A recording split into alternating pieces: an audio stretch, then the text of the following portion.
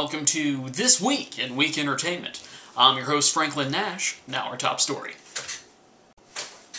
This week, in an interview with Oprah Winfrey, disgraced 7-time Tour de France and Olympic gold medal cyclist Lance Armstrong has admitted to using performance-enhancing drugs, amidst a fury of media reports and doping allegations from several former cyclists, naming Armstrong as one of many in the sport to have been using the drug.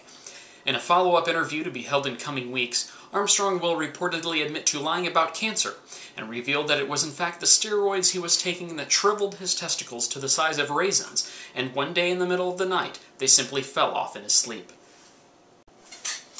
In a third interview to be held sometime after that, Armstrong will then come forward with the truth about his relationship with singer-songwriter Sheryl Crow, when he will admit that all he wanted to do was have some fun, and he had a feeling he wasn't the only one.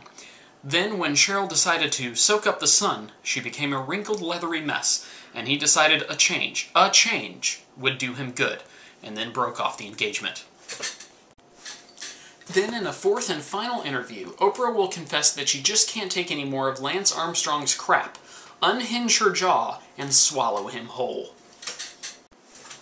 In other entertaining sports news, Notre Dame superstar linebacker Manti Te'o has found himself in a whirlwind of scandal, after it was revealed that he may have helped trick the media into believing he had a girlfriend who died back in September, when in fact she never existed. The tragic storyline captivated the nation during Notre Dame's incredible 2012 season, with countless stories from dozens of media outlets detailing how Manti persevered after the death of his girlfriend Lene, and had the season of his life. As it turns out, the only real death to have taken place in this story was that of the hopes and dreams of millions of Notre Dame fans when Alabama killed them in the BCS title game. While Notre Dame released a statement insisting that this was a hoax aimed at the player and not a deliberate attempt to trick the media, one thing remains true. Manti Te'o's name is super fun to say. Te! Mi se te, mi se te, mi se Te'o. Manti Te'o is fun to say. Manti Te'o is fun to say. In other news, Michael Lohan fought off charges this week that his daughter Lindsay is moonlighting as a high-priced call girl. Sources say when a client asks for someone that has that chain-smoking grandmother that's given up all hope look, Lindsay is the first to show up. Finally, Kourtney Kardashian says she's super excited her sister Kim is with child, because Kim will be able to use her mom boobs to feed Kourtney's kids in addition to her own. Kourtney went on the Today Show to defend her statement, saying she's not weirded out by the idea of letting her kids suckle from the multiple Kardashian teats, because that's what they did back in the day. And here I thought Kim's baby was going to be the messed up one.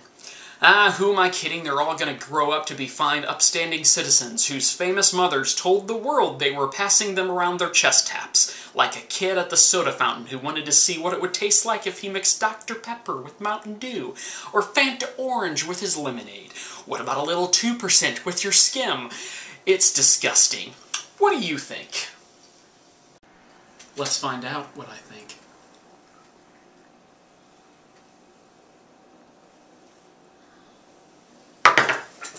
They're both disgusting. This has been This Week in Week Entertainment. I've been Franklin Nash, and may tomorrow find you well. And today, find tomorrow.